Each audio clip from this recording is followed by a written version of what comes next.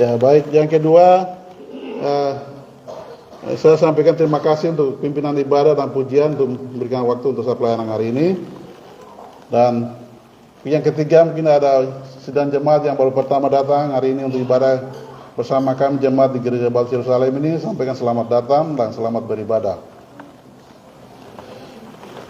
Baik, jadi hari ini saya khotbah secara terus-menerus untuk dari kisah para rasul, ya. Jadi mulai dari pengutusan Tuhan Yesus, kenaikan Tuhan Yesus, sampai Tuhan Yesus utus murid-muridnya, sampai hari ini kita masuk sampai Petrus dan Yohanes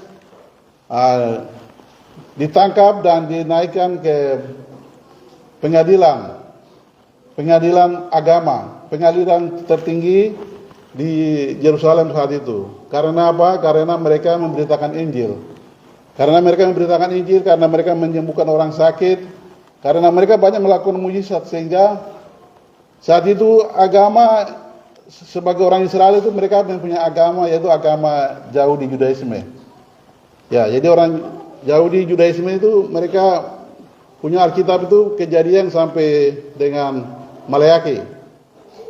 Kalau kita dari perjanjian lama yang tadi Kejadian sampai Maleakhi, baca kita Matius sampai Wahyu. Ya. Jadi hari ini kita orang Kristen percaya supaya firman Tuhan yang disampaikan dalam Kejadian perjanjian lama itu sudah dikenapi oleh Tuhan Yesus. Dan untuk menyampaikan ini Tuhan Yesus menetapkan ke-12 orang itu.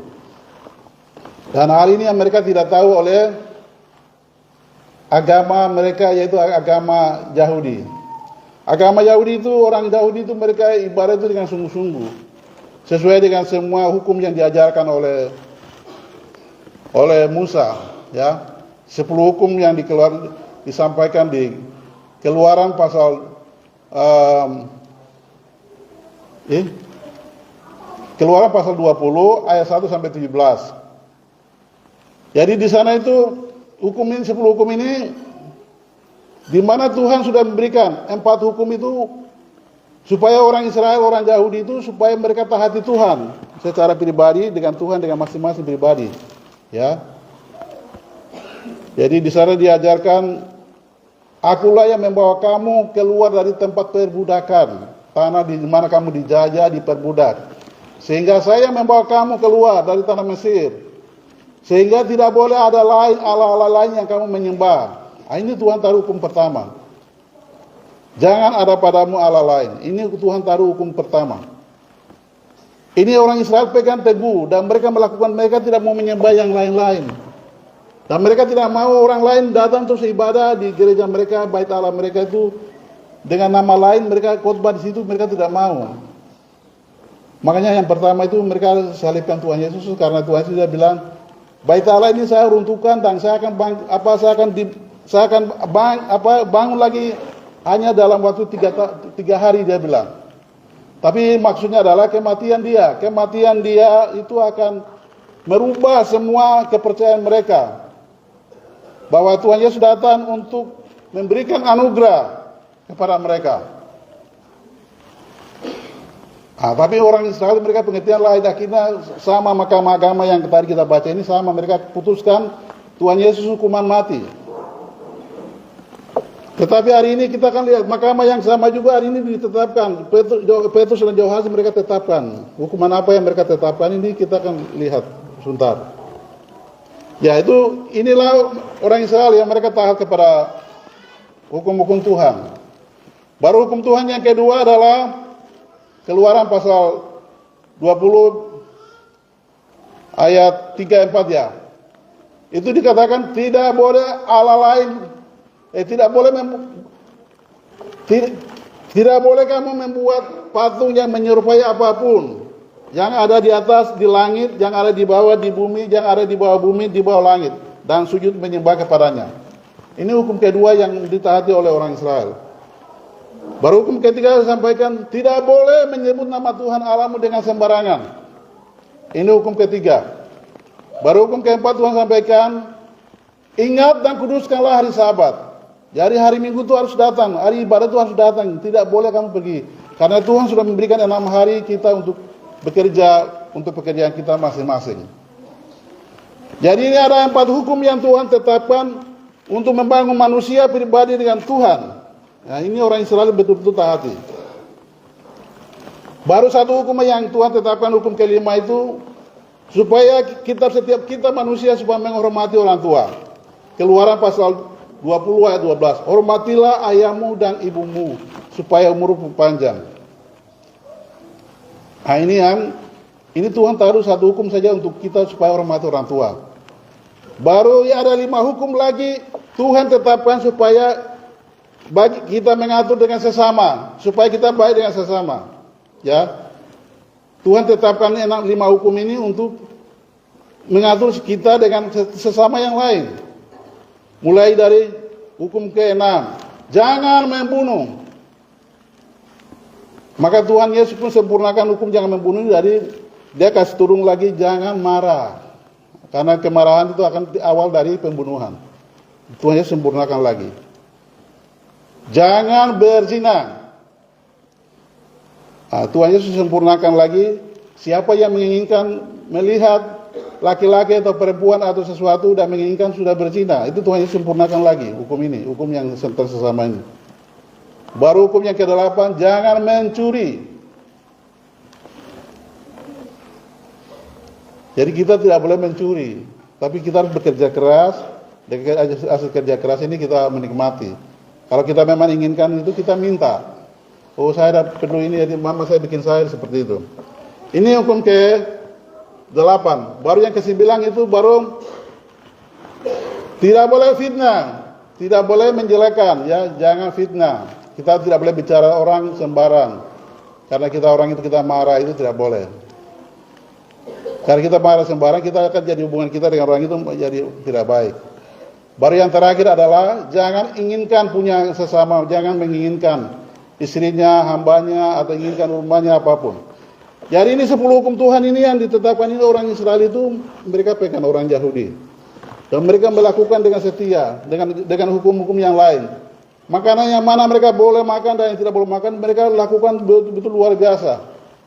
Makanya Tuhan Yesus sering mengkritik mereka, kamu memang taati hukum itu dan kamu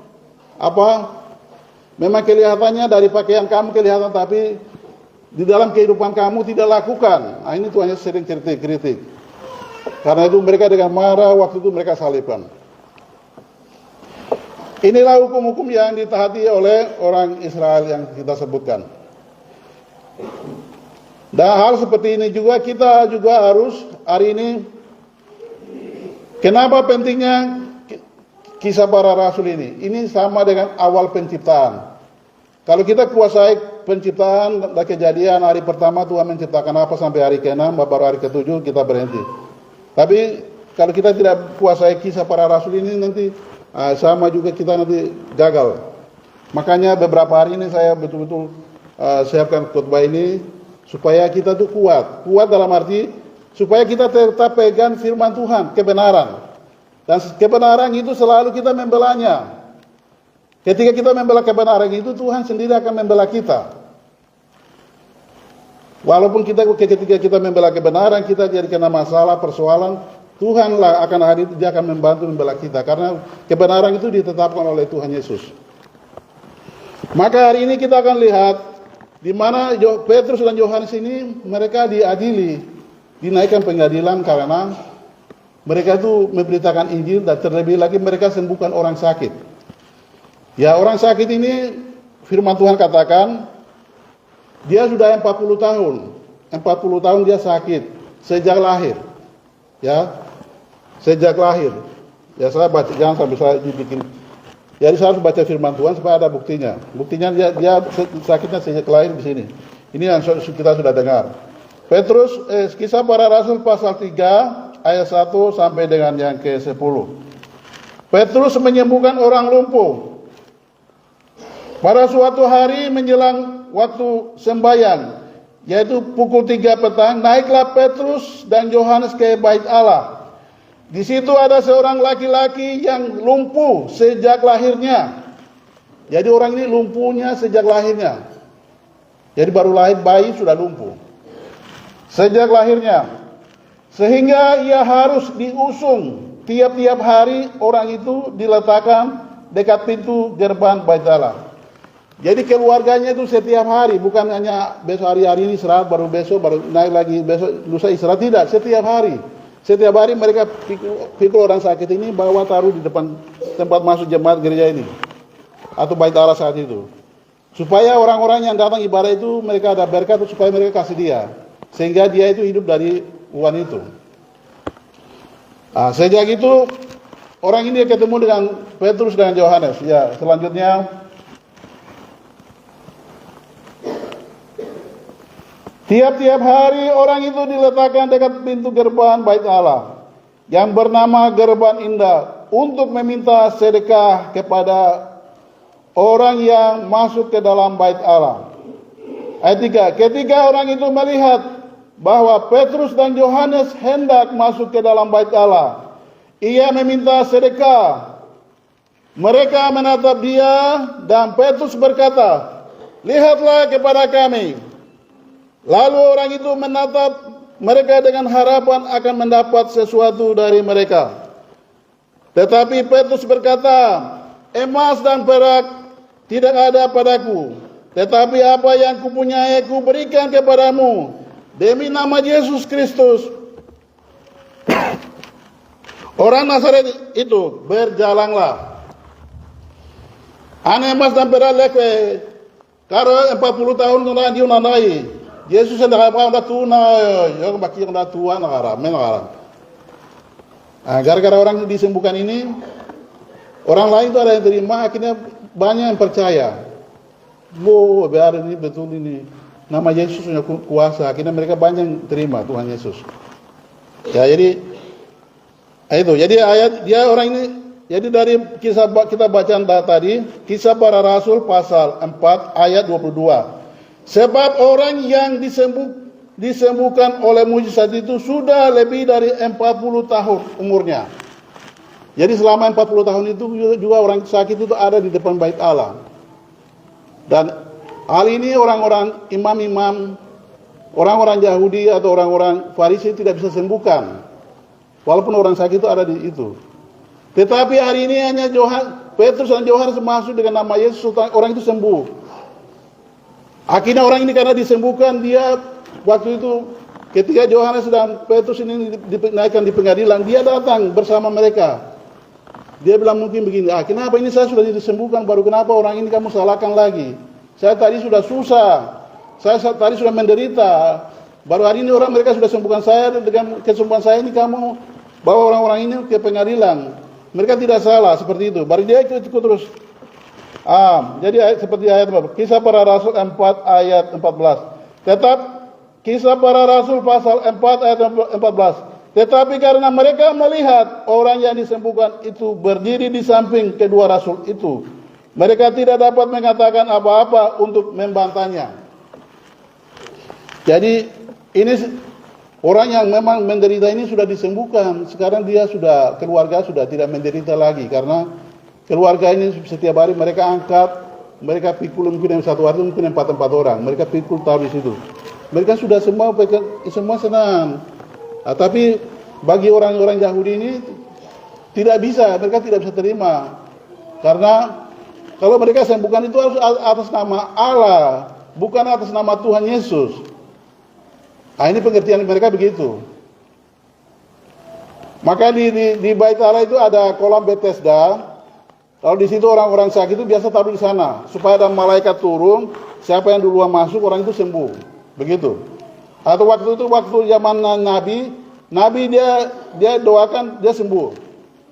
Tapi Tuhan Yesus waktu Tuhan datang ini, ya nabinya mereka itu sudah dia sembuhkan. Tapi mereka belum terima. Makanya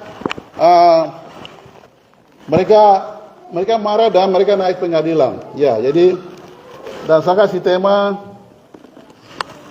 aku kasih tema di situ.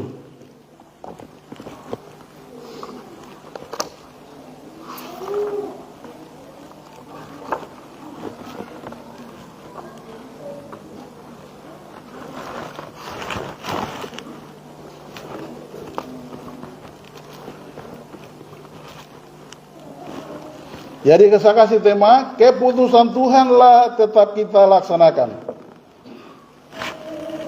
Pak Guru kasih tema bisa toh? Jadi temanya keputusan Tuhanlah kita tetap lakukan. Karena Mahkamah Agung ini mereka putuskan tidak boleh lagi Petrus dan Yohanes itu tidak boleh memberitakan Injil lagi, dilarang keras. Nah, tetapi Yohanes dan Petrus bilang tidak, keputusan kamu itu keputusan manusia. Kita tetap melakukan penginjilan. Nah, jadi mereka ambil keras keputusannya, ya sesuai dengan ini. Kita akan baca di situ. Jadi keputusan. Jadi Kisah Para Rasul 4 ayat 16. Dan berkata, tindakan apakah yang harus kita ambil terhadap orang-orang ini? Sebab telah nyata kepada semua penduduk Yerusalem bahwa mereka telah mengadakan suatu mujizat yang menyolok dan kita tidak dapat menyangkalnya.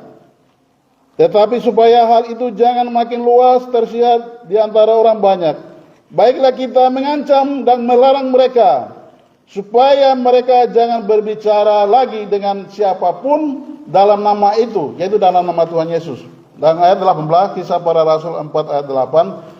Dan setelah keduanya disuruh masuk, mereka diperintahkan supaya sama sekali jangan berbicara atau mengajar lagi dalam nama Yesus. Jadi ini mereka betul-betul larang, tidak boleh bicara lagi dalam nama Yesus. Kami larang keras. Kalau kamu bicara lagi, kita akan tangkap dan masukkan penjara. Ya, tapi apa yang jawab Petrus dan Yohanes ayat 19? Ini jawaban mereka. Mereka membela. Petrus juga tidak mau kalah dengan pengadilan. Dia pegang janji Tuhan, yaitu kau harus pergi memberitakan Injil, mulai dari Yerusalem. Yerusalem itu dari bait Allah itu, rumah Tuhan itu, sampai keluar lagi di luar Judea, Samaria, sampai ke ujung bumi. Jadi Petrus dia pegang ini, maka dia jawab, ya. Dia jawab begini. Tetapi Petrus dan Yohanes menjawab mereka, silakan kamu putuskan sendiri. Manakah yang benar di hadapan Allah? Taat kepada kamu atau taat kepada Allah? Sebab tidak mungkin bagi kami untuk tidak berkata-kata tentang apa yang telah kami lihat dan yang kami telah dengar. Jadi mereka bilang, Petrus dan Yohanes bilang, tidak mungkin kamu melarang kami untuk memberitakan Injil, karena ini perintah dari Tuhan Yesus. Kita disampaikan melalui Tuhan Yesus supaya kita pergi memberitakan Injil di seluruh dunia, supaya semua orang itu percaya, dibaptis, diselamatkan. Jadi kamu kalau melarang kami, tidak mungkin kami akan taati itu. Kami tetap memberitakan Injil. Jadi mereka tetap memberitakan Injil. Akhirnya apa? Mereka ini akhirnya ditangkap. Itu tadi panggilan berbakti. Akhirnya panggilan berbakti tadi, kita panggilan berbakti baca seperti ini. Kisah Para Rasul pasal 5 ayat 17 sampai ayat 20. Jadi ya, kita akan di sini kita lihat di sini Tuhan Yesus atau malaikat-malaikat Tuhan lepaskan mereka. Akhirnya mulailah imam besar dan pengikut-pengikutnya, yaitu orang-orang dari mazhab Saduki, bertindak sebab mereka sangat iri hati. Mereka menangkap rasul-rasul itu lalu memasukkan mereka ke dalam penjara kota. Jadi karena Petrus dan Yohanes yang mereka sudah larang ini, mereka tetap memberitakan Injil di bait Allah maupun di kota. Mereka ditangkap dan dimasukkan penjara dan dikunci dan ada pasukan jaganya berlipat-lipat. Tetapi kita lihat di mana apa yang dilakukan oleh Tuhan karena mereka memberitakan kebenaran itu. Tetapi waktu malam seorang malaikat Tuhan membuka pintu-pintu penjara itu dan membawa mereka keluar. Katanya ayat 20, pergilah, berdirilah di bait Allah dan beritakanlah seluruh firman hidup itu kepada orang banyak. Jadi Tuhan Yesus ini dia kasih tahu, kamu sekarang saya kasih keluarkan lagi. Mereka tangkap kami tapi keluarkan lagi. Pergi beritakan Injil bukan di tempat-tempat rumah-rumah, tapi di bait Allah, rumah Tuhan. Kamu beritakan Injil lagi di situ. Jadi hari ini Tuhan kehendaki kita tetap memberitakan Injil, tetap membela kebenaran. Maka sama juga Tuhan akan membela kita. Jadi mungkin kita ada masalah, kita beda-beda.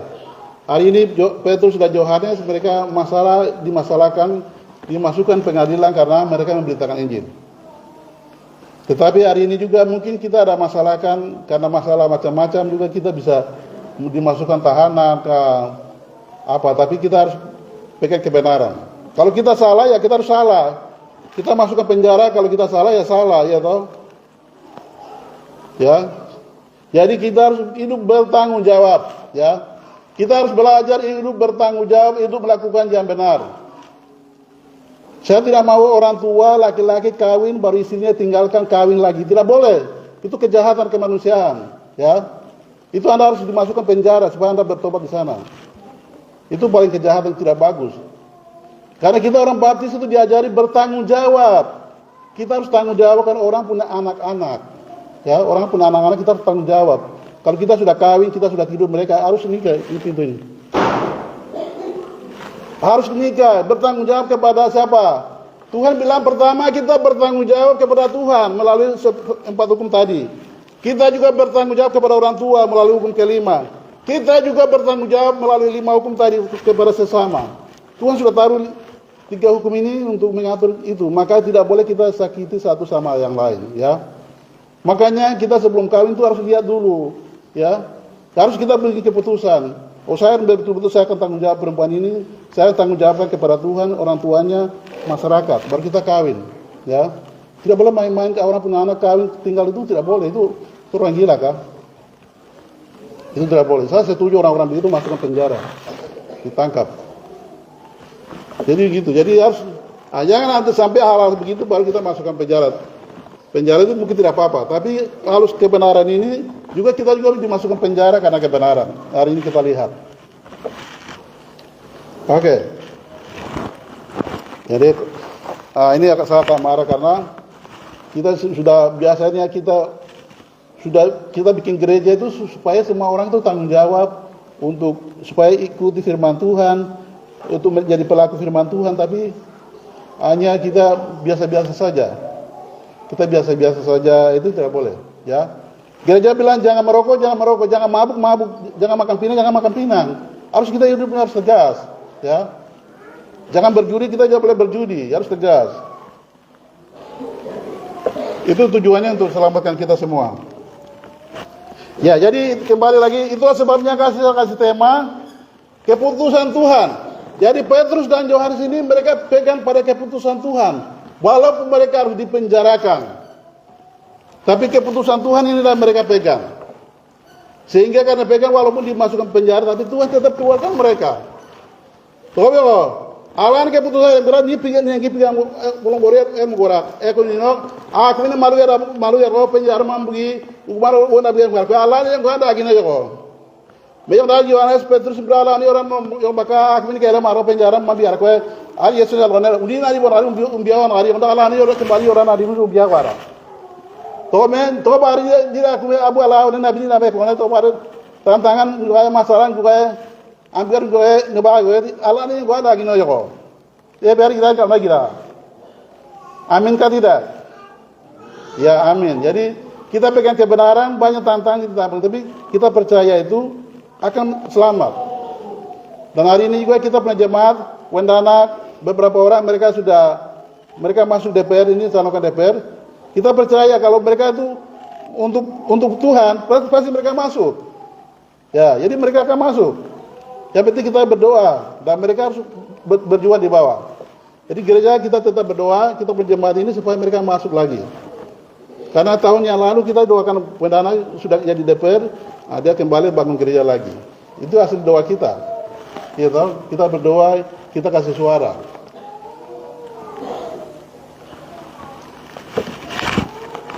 Jadi tadi saya menjelaskan itu sesuai tema saya. Jadi tema saya begitu. Jadi tema aslinya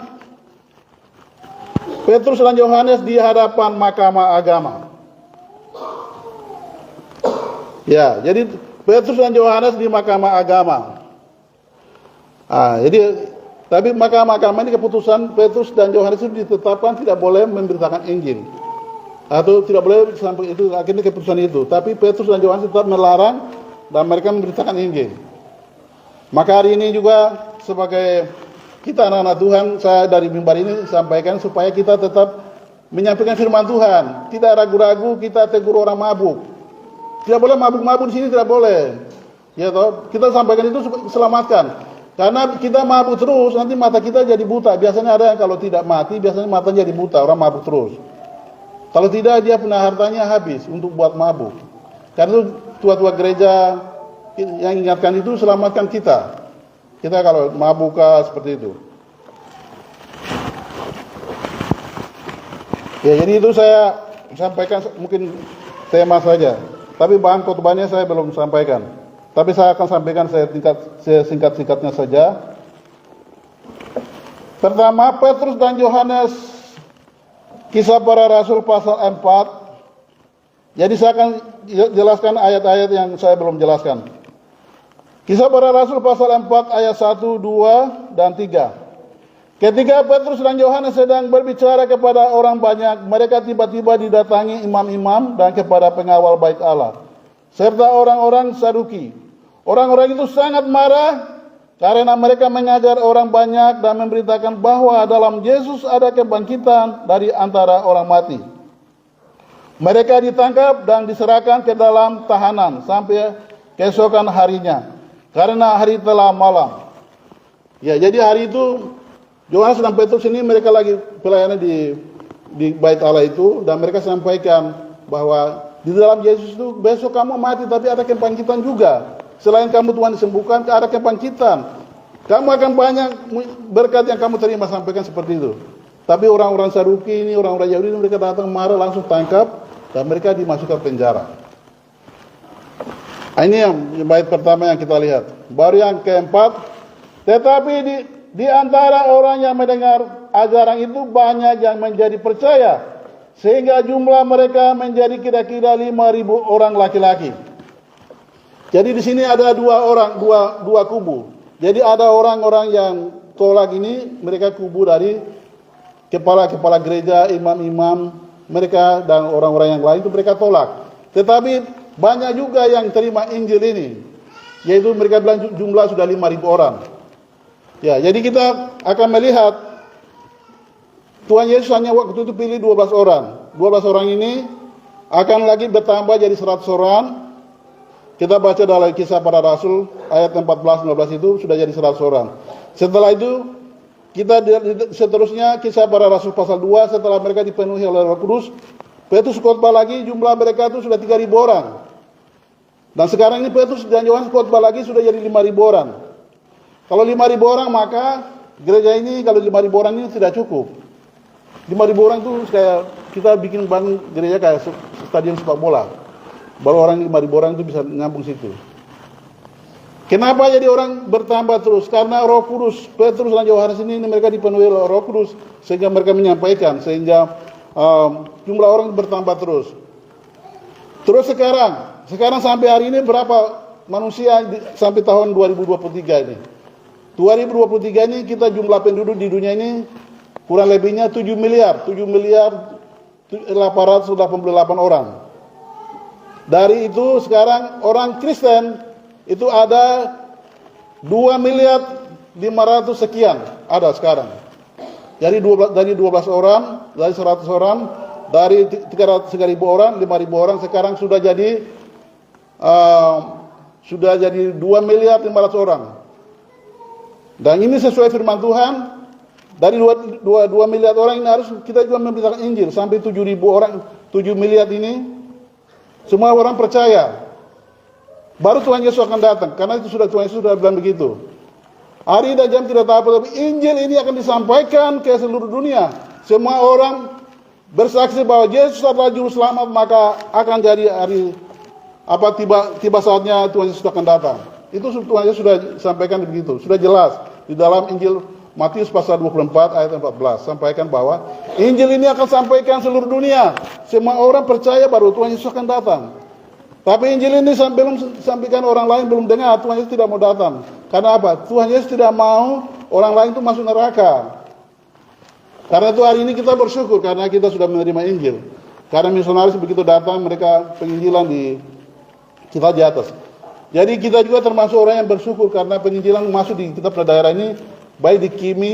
Kimi itu masuk tahun 1930-an, 30-an, 40-an, mulai dari Indonesia masuk. Tapi kita baptis yang Katolik yang ada di atas dan Gidi itu masuk tahun 40, 50, 60. Kita baru saja. Baru tapi gereja itu begitu berkembang luar biasa. Melalui orang-orang tua kita sampai hari ini ke Timika. Nah, jadi itulah tetap kita pegang dan memberitakan Injil. Ya. Itu baik poin 1, 2, 2 yang saya sampaikan. Dan sekarang ayat yang keempat. Ayat yang kelima. Pada keesok harinya pemimpin-pemimpin Yahudi serta tua-tua dari ahli-ahli Taurat mengadakan sidang di Yerusalem dengan imam besar Hanas, Kayafas, Yohanes dan Alexander dan semua orang lain yang termasuk keturunan imam besar. Ya, jadi hari ini mereka orang-orang imam besar itu mereka mengadakan sidang besar untuk sidangkan Petrus dan Yohanes.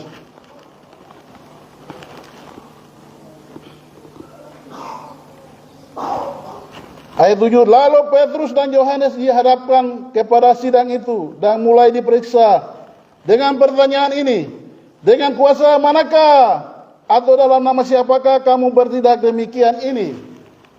Jadi dari sidang itu mereka dari mahkamah mereka sampaikan dengan nama siapakah atau dengan siapa yang suruh kamu sehingga kamu bertindak seperti itu? Kamu menyampaikan khotbah datang berani-beraninya khotbah di Bait Allah ini menyampaikan kebangkitan Tuhan Yesus. Dan kamu menyampaikan Tuhan Yesus adalah juru selamat satu-satunya. Siapa yang kasih tahu? Baru Petrus mulai jawab. Ya. Mulai jawab. Maka jawab Petrus penuh dengan Roh Kudus. Ya Petrus no berkieu korona yora. Hai pemimpin umat dan tua-tua. Jika kami sekarang harus diperiksa karena suatu kebajikan kepada seorang sakit yang harus menerangkan dengan kuasa manakah orang itu disembuhkan. Ulwai, ira kami malu ekoran ino, jai malu ekoran ino pam kelema na kota, kelema rokon bondo kota. Dia apa anjio selama 40 tahun ekoran no anjio lagi puran waru bondoro pengen di lang kota di ulwai na katia jorang hari ki tokenon Tini pengan lekwe, ab indra lekwe pura ini garam.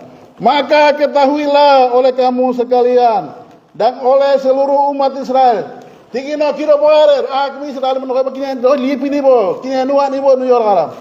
Bahwa dalam nama Yesus Kristus, orang Nazaret yang telah kamu salibkan, tetapi yang telah dibangkitkan Allah dari antara orang mati. Bahwa oleh karena Yesus itulah orang ini berdiri dengan sehat sekarang di depan kamu. Tingino bakine mo. Kira Yesus ko bitin kita na salib epi wakwi ero kubre kala ko ala na ni pagari ni pagran ko. Nona na pagara ko mo pala gara. Eno ka buat eno da ulai yora kena men da ulai andi lagi pagara ya do. Meli pini bo yora kala. Yora na hari 11 alonar. Yesus adalah batu yang dibuat oleh tukang-tukang bangunan, yaitu kamu sendiri. Namun ia telah menjadi batu penjuru. Yesus itu juga malu orang bona pada kau ara aku ini nak dakan ara aku ini buat dia ara aku ini nak darah selamat kena popawat orang ara aku ini kalau mau kota ini orang tiga nak ayat 12 orang dan keselamatan tidak ada di dalam siapapun juga selain di dalam Dia sebab di bawah kolom langit ini tidak ada nama lain yang diberikan kepada manusia yang olehnya kita dapat diselamatkan. Tiga nak ini pilih bo. Oh, vem braime, bora naime, kue braime. Aku membi bopa indah daria, bore bopa nora legar do. Ambire Yesus indah tiar me, kili pini bo. Tinggal Yesus terima ni pun terbiar orang. Oh, ya orang berkirim goyang lekara. Ini inti bakal energi. Ini 10 kum. Percaya nak bawa nak bakaram deh nak. Ini alane bana 10 kum ekor bana bopa nak bakaram deh Lego, jangan Yesus sendiri bahan bapak Yesus terima ni orang. Jadi hati itu bahan merubah total ekra. mereka merubah orang Petrus dan Yohanes, rubah total kepercayaan orang Yahudi. Merubah. Orang pakai ida aku menolak pikiran ekonomi negara. Di pikiran negara ayat ke-13. Ketika sidang itu melihat keberanian Petrus dan Yohanes dan mengetahui bahwa keduanya orang biasa yang tidak terpelajar, heranlah mereka dan mereka mengenal keduanya sebagai pengikut Yesus. Irin ikut ab yang kotang blogo akli Taurat wara imam besar wara ini kan ini lo na Yohanes Petrus ini lo iki lo iki abi imdal sekolah lewat nama ab na lahir we kan buat am karena aku wala na banar mi kole jare bom dum duwe wone biar ya ini ada na wakira. Ina makanya yang lain mereka percaya. Ya, jadi orang yang lain, orang-orang ahli Taurat, orang-orang Yahudi yang lain, imam-imam itu mereka heran karena Petrus dan Yohanes ini adalah mereka itu orang tidak sekolah Alkitab. Mereka itu tahu maknanya mereka nelayan ikan. Ikan biasanya mereka nelayan ikan dan pengikut Tuhan Yesus. Tapi mereka bisa menjelaskan firman Tuhan, maka mereka kagum-kagum dan heran-heran. Nah, setelah itu mereka sekarang ambil keputusan. Keputusannya tadi mereka ayat berikutnya. Yang bakal ada keputusan negara. Ayat 14 ini saya sudah tadi jelaskan. Ini anti legat karena ada di situ. Tetapi karena mereka melihat orang yang disembuhkan itu berdiri di samping kedua rasul itu, mereka tidak dapat mengatakan apa-apa untuk membantahnya.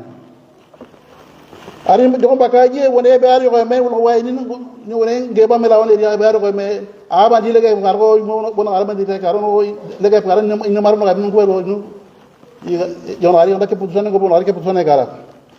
Ayat 15 dan 16 ini keputusan. Dan setelah mereka menyuruh rasul-rasul itu meninggalkan ruang sidang, berundinglah mereka dan berkata, tindakan apakah yang harus kita ambil terhadap orang-orang ini? Sebab telah nyata kepada semua penduduk Yerusalem bahwa mereka telah mengadakan suatu mujizat yang menyolok dan tidak dapat menyangkalnya. Walau abi andi lega para bukan matu aku mau ni anu warben hukuman ko orang do aku be andi lega para hukuman beradu wolom gori ni rari hukum lempare da mugara pikiran ko orang. Tetapi supaya hal itu jangan makin luas tersiar di antara orang banyak, baiklah kita mengancam dan melarang mereka supaya mereka jangan berbicara lagi dengan siapapun dalam nama itu.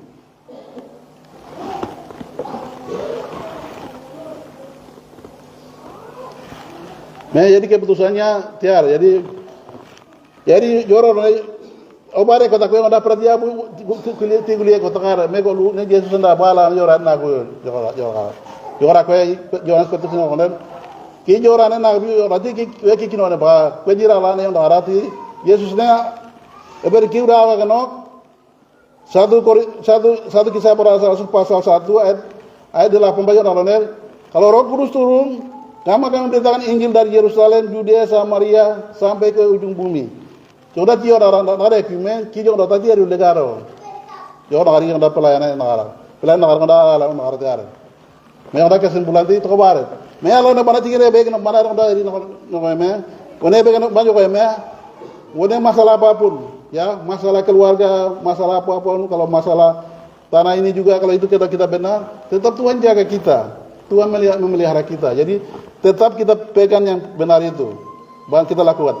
Kalau ada yang salah, itu tetap kita harus perbaiki. Ada nasihat, masukan yang kalau salah. Misalnya kita malu tegurin kita cepat perbaiki. Ya, tidak boleh anggap orang yang tegur kita itu dia ini tidak boleh. Karena Tuhan akan memakai setiap orang untuk memperbaiki kita, mentegur kita. Maka kita akan diberkati Tuhan. Jadi sesuai dengan Bapak Gembala kemarin firman Tuhan kan begitu. Kita minta maka diberikan, cari maka mendapat. Tetapi ada catatannya, yaitu catatannya apa? Kalau kita menjadi pelaku firman Tuhan, baru bisa. Ya, Yohanes pasal 15 ayat 7. Kita tinggal di dalam Tuhan, menjadi pelaku baru berkat itu datang. Tapi kita tidak pelaku, hanya datang hari Minggu biasa-biasa, Tuhan tidak bisa memberkati kita. Ya, jadi harus ikut Tuhan, kita selalu harus tahu. Allah memberkati apa lagi? Allah yang libu dia punya, bawa Allah berkati apa lagi? Ia Allah ne korang dia kalau ni nanti Allah berkati di negara. Wah biasa saja. Wah dari kuno no kaya banarek loh. Tina Allah banarek. Kau cari gini belum goreng, mengorek panen, ini akan dapat berkat. Ambil anjing Tuhan sembuhkan. Ambil masalahnya bakar kue ya Allah mana dia yang ada. Terima kasih. Jadi kemarin mungkin saya khotbah ini tujuannya seperti itu. Tujuannya supaya diberkati Tuhan. Khotbah saya itu supaya kita diberkati Tuhan, kita juga jadi berkat di sini dan di surga. Maka kita harus khotbahnya seperti itu. Ya, khotbahnya tidak bisa enak-enak begini tidak ada. Ya, jadi kesimpulannya kita tetap melakukan keputusan Tuhan, maka keputusan Tuhan itu akan menolong memberkati kita dalam berbagai tantangan yang akan datang. Tobe ko, jebe ala na acara na ko me, ala ngi tantang dak ala yang ada gin, met ala na be balasnya no, ala na tati tobe ko. Kiranya Tuhan semua memberkati. Mari kita berdoa. Tuhan berdoa. Terima kasih Tuhan, hari ini kami sudah mendengar firman Tuhan, supaya kami tetap melakukan keputusan Tuhan, bukan keputusan manusia. Di mana keputusan manusia, Petrus dan Yohanes, mereka dilarang untuk memberitakan Injil. Tetapi Petrus dan Yohanes katakan, itu bukan keputusan Tuhan. Keputusan Tuhan adalah kita tetap memberitakan Injil.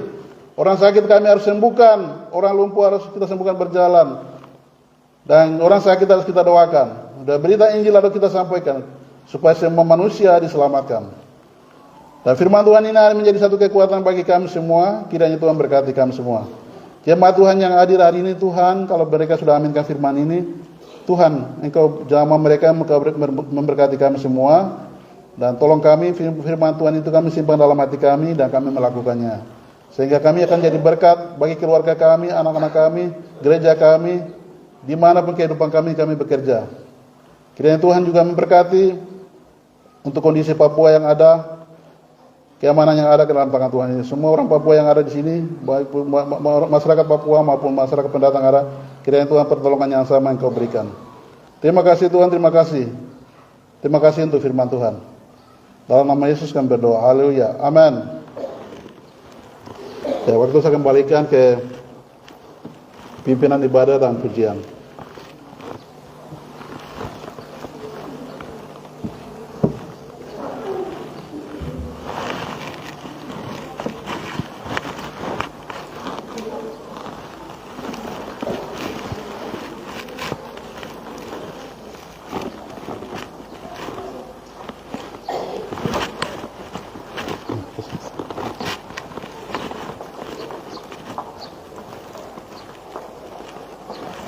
Tuh, terima kasih.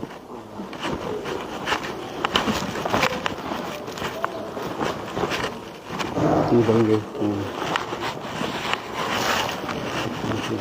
Puji nama Tuhan.